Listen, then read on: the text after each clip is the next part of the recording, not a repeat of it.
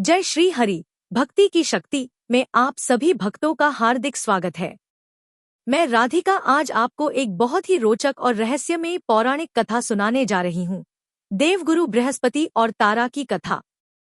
इस कथा में ज्ञान, प्रेम, मोह और परिणाम की अद्भुत झलक मिलेगी। तो आइए श्रद्धा और प्रेम के साथ इस दिव्य कथा को सुनते हैं। बहुत प्राचीन काल की बात है, जब देवगुरु बृहस्पति अपने ज्ञान और धर्मशीलता के कारण स्वर्गलोक में अत्यंत सम्मानित माने जाते थे। वे देवताओं के मार्गदर्शक थे और उनकी नीति, तपस्या और आचार विचार सभी के लिए प्रेरणादायक थे। बृहस्पति की पत्नी का नाम तारा था। तारा अत्यंत सुंदर, बुद्धिमान और मनमोहक स्त्री थी। उसकी सुंदरता इतनी अद्वितीय थी कि स्वयं चंद्रदेव भी उस पर मोहित हो गए। समय बीतता गया, लेकिन धीरे धीरे तारा और चंद्रदेव के बीच आकर्षण बढ़ने लगा। चंद्रदेव की मोहक कांति और मनोहर रूप तारा को भी प्रभावित करने लगा। एक दिन चंद्रदेव ने तारा को अपने लोक में बुलाया और अपने प्रेम का प्रस्ताव रखा। तारा पहले तो झिझकी, लेकिन चंद्रदेव की मोहक वाणी और प्रेमपूर्ण व्यवहार से प्रभावित होकर वह उनके साथ चली गई।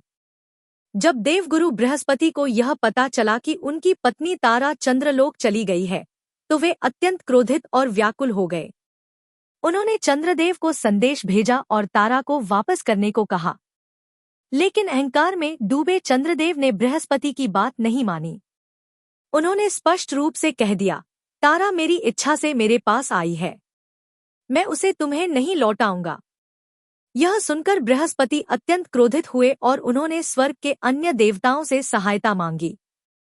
जब चंद्रदेव ने तारा को लौटाने से इनकार कर दिया, तो इस घटना को लेकर देवताओं और असुरों के बीच भीषण संघर्ष छिड़ गया।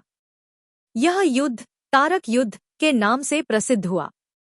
देवता और असुर दोनों पक्षों में मतभेद हो गया।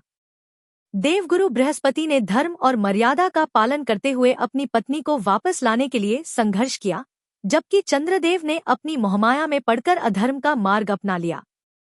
यह युद्ध इतना भयंकर हो गया कि स्वयं भगवान ब्रह्मा को बीच बचाव करना पड़ा। उन्होंने चंद्रदेव को समझाया, यह उचित नहीं है चंद्र, तुमने जो किया वह धर्म के विरुद्ध है। तारा बृहस्पति की पत्नी है, उसे लौटाओ। ब्रह्मा जी की बात सुनकर चंद्रदेव को अपनी गलती का आभास हुआ और उन्होंने तारा को बृहस्पति को लौटा दिया। लेकिन कहानी यहीं समाप्त नहीं होती। जब तारा बृहस्पति के पास लौटी, तब वह गर्भवती थी। यह देखकर बृहस्पति को संदेह हुआ और उन्होंने तारा से पूछा, यह गर्भ किसका है? सत्य बताओ।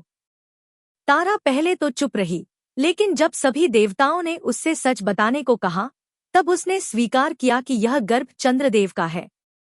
इस सत्य के सामने आते ही बृहस्पति को अत्यंत क्रोध आया, लेकिन उन्होंने संयम रखते हुए तारा को क्षमा कर दिया। इसके बाद तारा ने एक पुत्र को जन्म दिया, जिसका नाम रखा गया बुध। बुध अत्यंत तेजस्वी, ज्ञानवान और बलशाली हुए। बाद में वे नवग्रहों में एक महत्वपूर्ण ग्रह बने और उनका स्थान चंद्र और बृहस्पति दोनों से ऊंचा माना गया।